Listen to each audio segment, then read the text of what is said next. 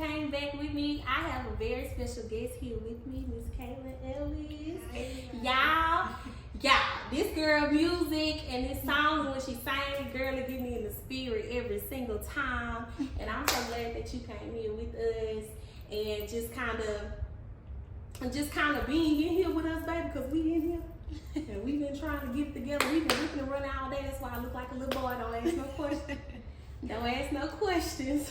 So, Miss Caitlin, so tell us about yourself. Give us like a little background on who you are. Okay, so first of all, I just want to say thank you to H.E.R for inviting me on. I'm so excited to be here today. A little bit about me. Let's see. I am from Shreveport, where I currently reside as well. I'm 24 years old. I'm a Scorpio. Come on. What else? I love eating. I love singing, of course. I love traveling and different things like that. What school you went to? Captain Street. Captain Street? Girl, go ahead, Street. So, at what age did you really just start doing music and singing and stuff like that? So I started singing at the age of 5. In the Little Tots choir, leading songs or whatever. And then I went on growing up and things, and then at the age of 12, I started leading praise and worship as actually a praise and worship leader of my church. So. Okay, what church was this? Extreme Faith Worship Center. Oh, I remember. Faith. Okay. So you said 5. How did you know like that was really what you like wanted to do? Like, Mom, I want to sing. Like, what was that? At what point was that confirmation that you had to let you know, like, okay, I want to do this for real? So it was probably when at that age, my mom was just always pushing me to sing. I don't think I had the decision to just step out and sing until I was like 12. Figuring out that's what I wanted to do. Okay, that's not bad. That's not bad at all, because I think sometimes we all be getting caught up thinking that we want to do something else. Yeah.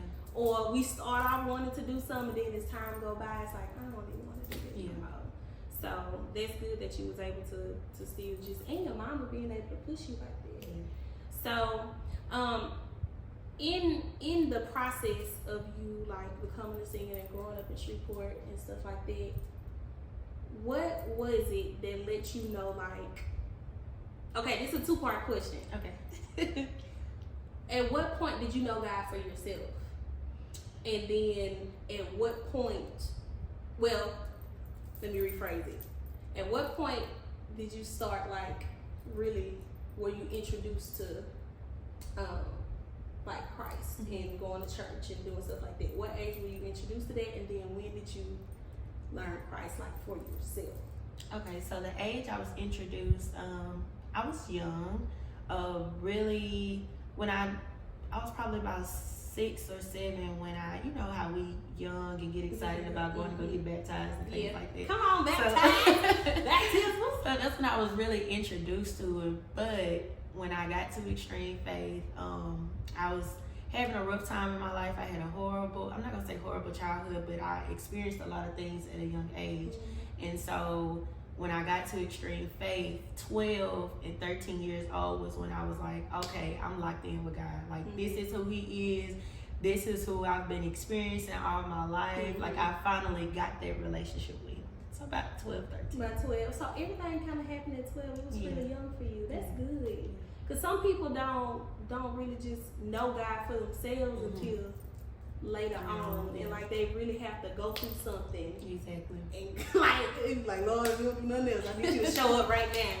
So that's really, really good. What were some of the things that you kind of struggled with in your time of like getting your faith and getting on this walk with Christ and like really getting serious about God and stuff like that?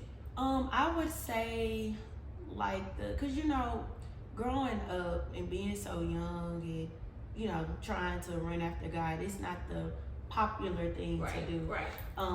It's still not. It's still not. But really facing that, like, I can't live this way because I'm called to do this. Right. Realizing that I have a purpose, and sometimes I can't fit in with everybody else. I was never born to fit in. I can't go party and club and do what I want to do. Do you hear you? But girl. You speaking. Yeah, that, because it kind of happened like that for me too. Like my mama, shout out to my mama, but she used to tell me at a young age, Deja, you can't go everywhere and you can't do everything. And I never looked at it at that age. You would think I looked at it like I just can't go to my friend's house or whatever the case may be. I understood she was saying like you ain't like everybody. Exactly. The Lord ain't gonna just let you go anywhere you want to go. And believe me, I tried. Yes. To go and be where everybody else said, but God kind of humbled me every time. Like, no, that ain't where you're supposed to be. I'm finna take you. No, you think you about to be out here laid out, drunk like you think you finna be? Get up out of there. Right? Yeah. And then they say, I'm crying in the closet, like, God, I surrender myself to you. And it kind of happened like that every time. So, I think that's really, really good. I think in the time that you were on your walk and getting right with Christ and knowing him for yourself and stuff like that, how can you tell like somebody else that's watching? Because I have a lot of people in the audience that's trying to find out what their purpose is. Mm-hmm. Like they're having a real hard time with, I don't know what it is that God called me to do. I don't know what it is that he wants me to do. I don't even know what I'm good at. Like, so if you could tell anybody anything like on that end of my viewers that watch and stuff like that, what would you tell them like is that thing or how they can find out what their purpose is? I would say first discovering like your passions, knowing what you're passionate about, knowing what's your heart's desire. Like for me, I love teaching. I love working with kids. I love being around kids. However, it's that always in the back, underneath, you just like, you don't want to deal with no children. I love it. Because I'm looking like, I work with kids too, so I'm like, I'm going to mush kids. You be grateful to God you don't have your own just yet. But really finding out what you're passionate about first. And seeing if that aligns with what God has purposed you to do. Sometimes with our passions, God will show us in the direction that we need to be going. Like if you're singing, I love to sing, but I don't like singing in front of people. But I'm realizing that's what God is calling me to do, So sometimes it's gonna be the things that you probably don't want to do. Exactly. I tell people that too, cause I'm like, this wouldn't have been my first thing to do. Sitting in front of a camera, talking about God, not saying that I wouldn't, but like I was okay with just living the lifestyle of following Christ, not having to share my life and do all this other stuff. So I was like, this is something I really didn't want to do, and I think that's why God kind of like, you might well come on back, baby, come on back. And I'm like, okay, God, I'm gonna do what it is that you need me to do or whatever you want me to do. But I want to encourage somebody out there too who's watching this that sometimes it's gonna be the stuff that you don't want to do. It's gonna be the stuff that's not popular. It's gonna be the stuff that's gonna make you stand out from the crowd and everything else. So just be encouraged with stuff like that. So this music, girl, I listened to this song the other morning when I was walking my dog, and I was like, God, this girl got an anointing on her life that's like amazing. Cause the way it's the way you delivered the song. I was like, this sounds so good. I was in there like, can I do a background? I can sing a little bit. If you ever need a background singer, background dancer, I'll be in the back praise dancing with you. But how did Grave into Garden like come along? Like how does this, So I'm gonna give you the condensed version. Okay. But honestly and truly, I thought it was one thing when I had to really like walk this thing out before the song was actually released, and I was like, okay, God, that's what that song meant. Okay, got you. But it started. I was at a service one time, and this lady, God had just been dealing with me that week. It's like I was on a crusade. God had me using me to prophesy to my family, prophesy to my sisters, and he was really dealing with me that week. And so we went to this service, and on the way there, it was in Dallas. God was telling me, I'm about to use you in a mighty way tonight. you're about to actually experience the hand of God on your life. Okay, so so God was really dealing with me concerning my family, what I needed to tell them and warn them. And I can go all around the world because it's like I wish I had time to just speak on everything. But it was certain stuff, God, and this what comes with your purpose. We were just talking about how we have to do the hard things, the stuff that we don't want to do. And so I'm gonna give y'all a little brief synopsis. I lost my mom last year, March 16th of 2022, and God had me to, before she passed, God had me to tell my family, like I had family staying in Texas, and I had to tell them, like, hey, I don't know why, but God is telling me to tell y'all to move back, like y'all have to move back to Shreveport. And they were like, no, I don't know about that. Like, there's nothing in Shreveport. We're living life in Texas. Okay. I'm like, okay, God, this is what God is saying. So life happened. Things had to happen. They moved back. This was before my mom passed. But I really felt like that's why God wanted them to come back home. So certain stuff like that, that's what God was using me to do. And so I was trying to, tell my friends, okay, y'all, and they thought I was just crazy. Like I was just, but it felt like I was in this different place with God. Like I was so excited. I'm like, okay, God, I'm going all in because I don't know why you doing this, but I'm gonna go all in. And so we were at the service, and God had showed me everything that was about to happen in the service. Like it was gonna be hard to move on. The word was gonna be really good and all this different stuff, and everything that the girl, forget me, what's her name? Prophetess H.E.R. Anderson. Everything that she spoke about, God was already dealing with me concerning, what was going on in my life. And so, God had shown me, you're gonna dance out your grave clothes. You're gonna do this. You're gonna do that. And this woman got up here. I'm gonna have to send you if that's okay. Yeah. I'm gonna send you the clip to put on here. Okay. And she was like, God is calling you out of a grave. And I was like, okay, God, you're really speaking. And she was like, sometimes we don't, it's not that we put, it's not that people put us there, we put ourselves there, basically. And so she was like, you're coming out of the grave, Oh, so, that's good. Okay. Fast forward on to, I think it's like February, February, around that time, my pastor, Pastor J. Williamson, he was preaching a word, I'm coming out of the grave. And he came from Ezekiel, talking about the valley of dry bones and all that. And so at the end of his sermon, he started singing, he turned my grave into a garden.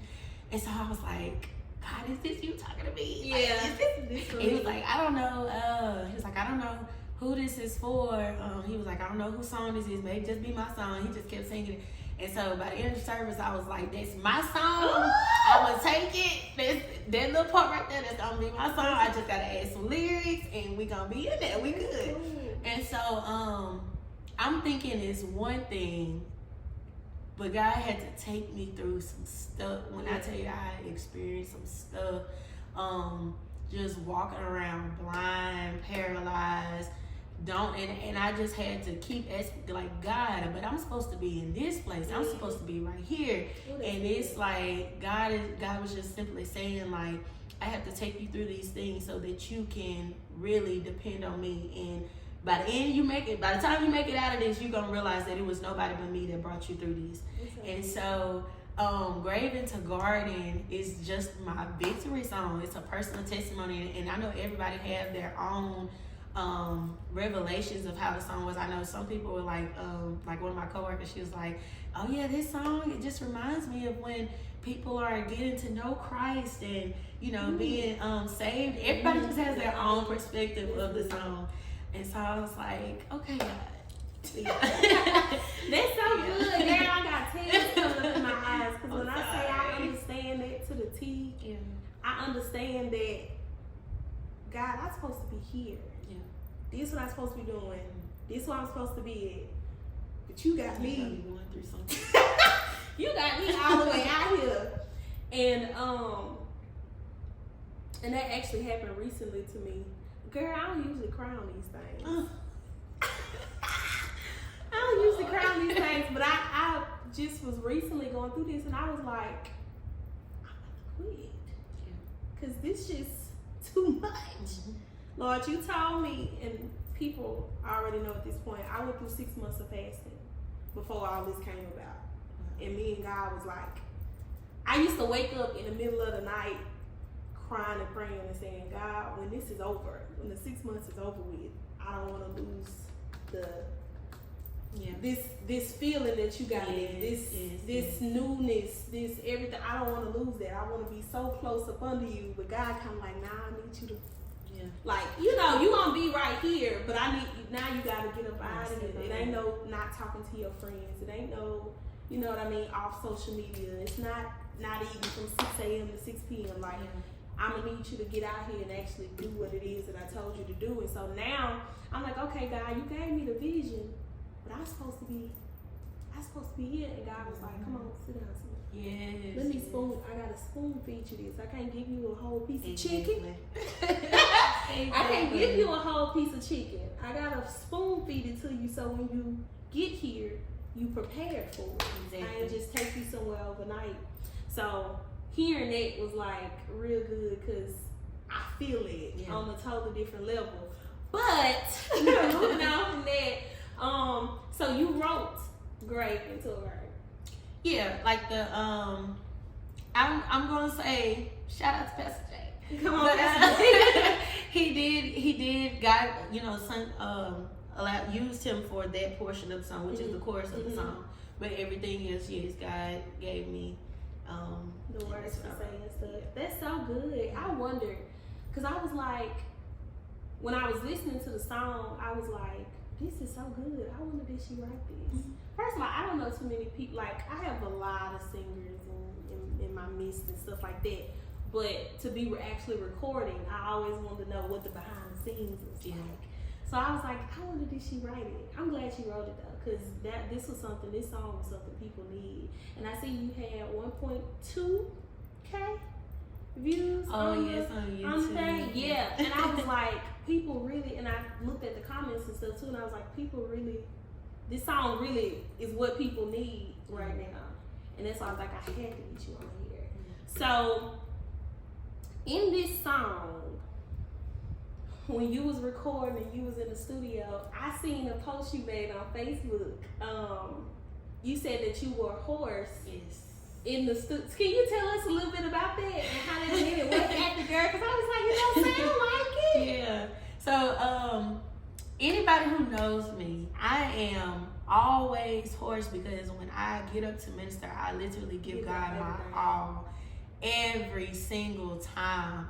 Like, and it just sometimes just leaves me hoarse. And so that particular day, I was just a little hoarse. It wasn't bad, but I was like, you know, I've never been in a studio I have, but not for my own self, like, you know, to record or anything. And so I'm thinking, oh, well, let me just get this Starbucks tea. I'm gonna be just fine. I didn't know I was gonna have to keep doing it over and over in certain parts. And so it's like every time I was singing, it's like my voice was just kept just gone. The more I sang, the more hoarse I was getting. And so shout out to William B. Taylor. That was my producer. Go ahead. Will It Be Music? But he was like, hey, you just gotta push it. He was like, I promise you. He was like, by the time, you know, this song is done, I promise you'll forget that you were even hoarse. You won't even hear the hoarseness in the song. And so I was like, okay. But I'm losing my voice. But okay. I would just keep going. Just keep going. And I'm not gonna say I was getting frustrated, but I was getting so angry with myself, because I was like, you have to take better care of your voice and your vocal cords, and you got to get you some vocal training or something, girl, because you know God gonna push you out there, and you gonna have to have that voice. But the whole time God was working a miracle through that, because when I tell you I was completely hoarse, like no more. I don't even know how to sound. I don't even know. That is God though. Yeah. So in there, you said you have to keep keep recording. About how long did the process take of you actually recording the song and everything else? So really all I had to do was lay my lead vocals. So I think it took us about 3 to 4 hours. Really? If I'm not mistaken. Okay. Yeah. Okay, that's a long time. It is. Same. To be saying, you know. Go ahead, girl. Every minute was worth it. Yeah. I promise.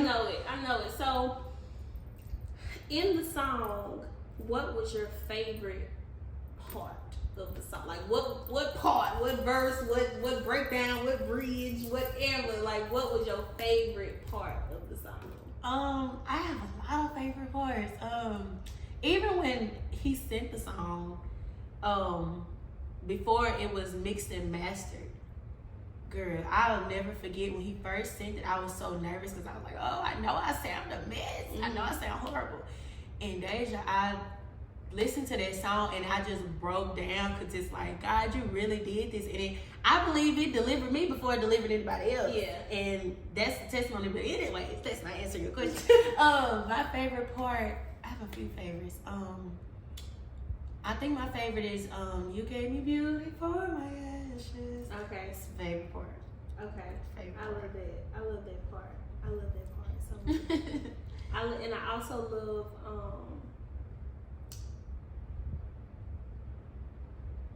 other than the chorus, it's the end part, like the instrumentals that come in on the end part. I can't really describe it at this particular point because I ain't the best describing with that. But it was the instrumentation that was going on in the background towards the end. Okay. So who was it that was on this project with you that was kind of helping you like lead the direction of how it was gonna go, what the breakdown was gonna be like? This part gonna be with this part. You gonna come in on that part saying this note, this. How was that? Or who all kind of helped out with the instrumentation and helping you structure it? Got you. So really before I actually got the song produced, I was working with Sir Patrick Johnson. Shout out to him too. Go ahead. Sir Patrick, I told him what Pastor J, did that service, and he flowed with it. And one day we were actually singing something else. I get into that later. We were preparing to do something else, and I was like, "Wait a minute, Sir Pat." I was like, "Here, look, get on the keyboard, play this." So he started playing it, and the drive of the song, the very end, he actually came up with the He was playing that, and so God was just giving me words to what he was actually playing. So he did the drive part, and so we recorded it. Didn't really get to finish it because life, everything was going on, and so I just took that project of what he did and sent it to William B. And he just made it his own. But the song was really already produced. Well, the sound was there. It's just a little twist. Yeah. Okay. So in the process of you doing the song and stuff like that, I know you said that your mother passed away last year. Was it any type of, I know that it was motivation, but like what type of motivation that was like to kind of push you out to say, okay, this the song I want to produce, this the name, this everything? Yeah. So really, Grave into Garden, I think a lot of people thought that it was about my mom, and it somewhat does, especially in the verse. For my sorrows you gave me joy, to my broken heart your love was restored. And that her death was actually another part of why the song was, released. But always keeping it in the back of my mind, because I didn't want to do it, because I was like, nobody's gonna listen to this, nobody's gonna like it. I really did. Yeah, we be related. But But it did good. Yeah. You see, it's flourishing. It's doing good. Okay, go ahead. But just always hearing my mom at the back of my head, because before she passed, that's all she wanted me to do was release music. Baby, when I take me and my mom said, words of a latte, she was scouting in the club. Come on. My baby can sing. She can sing. She didn't get in the studio. So And that was before she passed. So just always, she was really my motivation. Like, just seeing her, like, oh, this is what I want my baby to do. you know, she gonna be this, she gonna be that, she gonna do this. And so really her, but also I think the song was the motivation behind like really just releasing it was for me. So that I can actually believe in myself, because it's something when everybody else believes in you, everybody else believes that you can be this and you can be that, but it's something different when you actually believe that for yourself. That's so good. So and that's what I battled with for a very long time, being confident in who I am. Like, I think I made a post when the song was actually released about how everybody else say I'm so beautiful, when I deep down inside I don't feel that way about myself. But it's just something different when you have that about yourself, when you feel that way about yourself. So how has that been going, like within this process of you just kind of having the confidence in yourself and the self-worth and everything else? Like, how is that coming along? It's still a process, I'm not gonna lie. I try to go back to that time when I was feeling God was dealing with me, and remembering, okay, this is what I'm supposed to be doing. God wants me to do this, because if you use me at that moment and you show me what I'm supposed to be doing in the future, then I know that's what I'm supposed to be doing. And it brings me so much joy. And I just, like, going through, I just had to like keep praying, God, just you know, I just got to return to my first love, and God, I want this to, you know, the joy of my salvation to return, because I enjoy being a light to people. I enjoy, you know, but it's, you know. So, I understand it on a different level too, because we related, because I be like the same way. Like, ain't nobody gonna watch this. Love, you gotta be up here doing all this, but you don't know how many people come on the back end. And it's like, I'm so glad you're doing this. I'm so glad you whatever. And I be like, y'all, I be telling people, I'm like, I want to cry so bad, but I can't. Like, when these people text me and say, Deja, I'm so glad you're doing it. I had a girl text me, and if you're watching me, shout out to you, girl. She texted me and she was like, Deja, I want to smile like you. I want the type of happiness that you have. She said, can you teach me how to do that? And I was like, girl, me, God, me, like, come on, like, me and you know what I, you know, had going on and how I feel and everything else. And I was like, this girl come and ask me how to get right with Christ and how to have this smile and how to have this happiness and everything else. And I'm like, girl. Okay, well, look, this is what you gotta do. Like, I'm just, you know, I'm on it, but I feel like when you say, everybody's saying, Deja, you doing good. You know, this going good for you. It looks good. You look good. You know, whatever the case may be, I struggle with that too, because I be like, girl, I look like a little boy. I look like a little boy. Now, like, you know, I always have this thing, and I share this with y'all. My body or whatever, and being a dancer, they always like, you gotta be like this. And I'm like, I'll never be like this. That ain't me, you know. But it had got to a point where even watching the videos, I was like, oh, look at that roll, oh, look at that back, look at this, look at that, look at that. And God was like, what you gonna do about it? Because we are our biggest critic. Yeah. He was like, but what you gonna do about that? Yeah. And this message, what you putting out, is not for you. It's not for you to approve. It's not for you to say if it's, you know, because I was like, I ain't gonna post it. Yeah. That's me. I ain't gonna post it. It is what it is. He was like, this ain't for you. And so for the people that come in and tell me, Deja, I love what you're doing. Deja, I love your life. I've had people say, I love your life. It's so genuine. Or I want to be just like you when I grow up, or something like that. They'd be like, I'll get that, y'all. Thank y'all. But it's to take the inner work within myself, and I think that's God kind of showing us like little hints, like, you are who I say you are.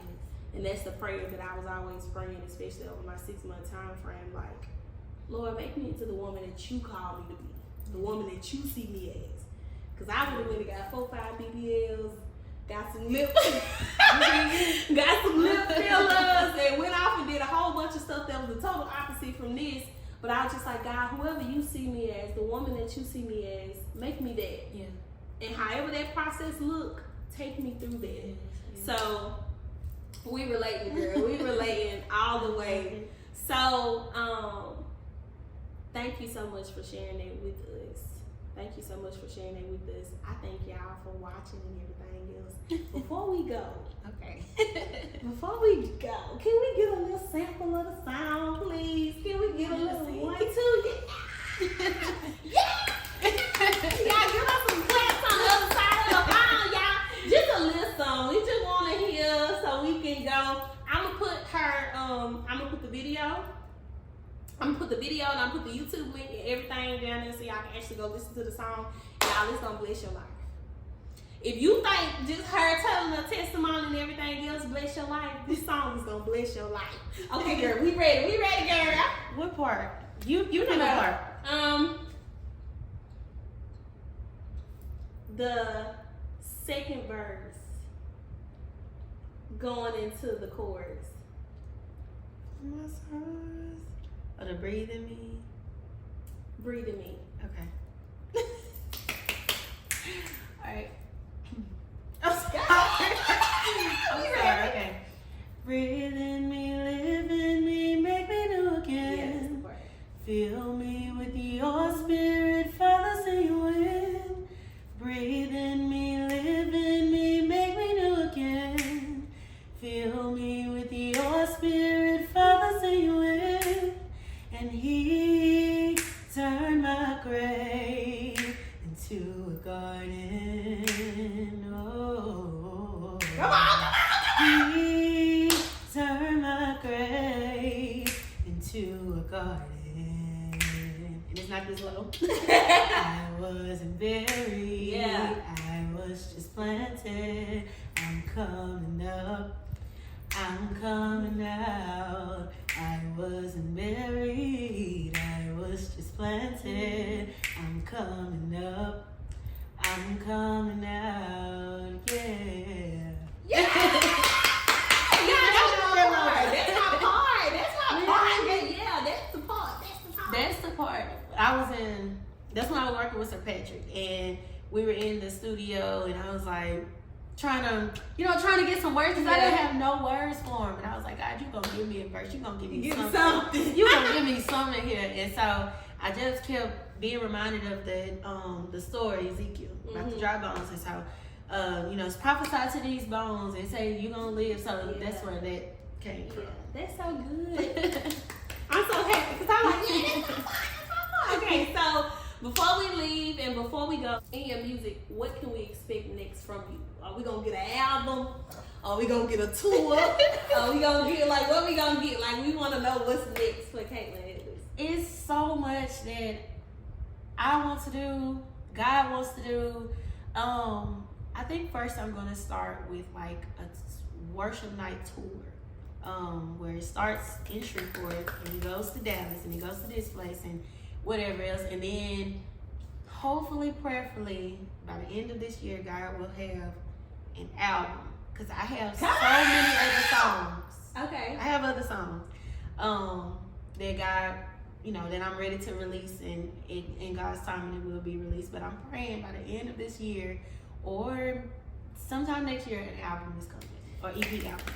That's so good. Okay, so before we go, we do this thing on the show. We ask our guests, how are they healed, elevated, and restored through their testimony, through their walk, through your music, through everything. So if you could tell us how you were healed, how you were elevated, and how you were restored. So I would say actually realizing that God has brought me so far, like really looking back over my life, even looking back over 2-3 months ago, that's the motivation, or that's what keeps pushing me to keep pressing and keep going forward.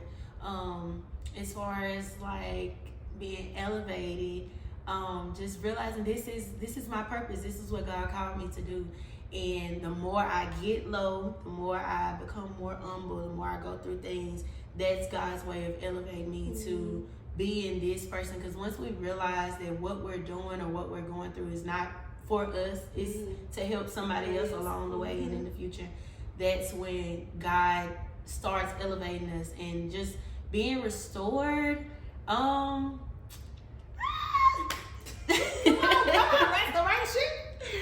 As far as like being restored, I think that all ties into the same thing. Mm-hmm. Just remembering your purpose and what God has called you to do.